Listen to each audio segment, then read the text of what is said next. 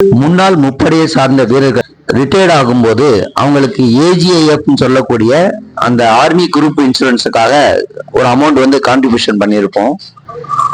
அது என்னுடைய வேலிடிட்டி எப்போ வரைக்கும் இருக்குது, அது ரெண்டு விஷயத்த பொறுத்து வந்து மாறுபடுது அப்படிங்கிறத முதல்ல தெரிஞ்சுக்கணும். ஒன்று, ரிட்டையர்மெண்ட் ஆனதுக்கு அப்புறம் அந்த தேதியிலிருந்து நம்பர் ஆஃப் இயர்ஸ் அது வரைக்கும், அது இல்லைன்னா அந்த ரிட்டையர்மெண்ட் ஆகிற பர்சனுடைய ஏஜ், இதை ரெண்டு கால்குலேஷன் பண்ணி தான் அதனுடைய வேலிடிட்டி வந்து பிக்சர் செய்யப்படுது அப்படிங்கிறத முதல்ல தெரிஞ்சுக்கணும்.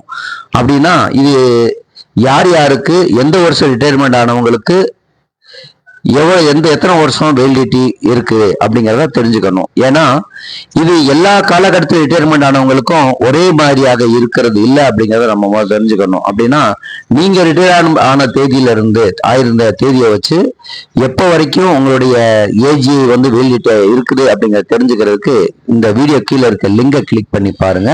நன்றி, வணக்கம், ஜெய்ஹிந்த்.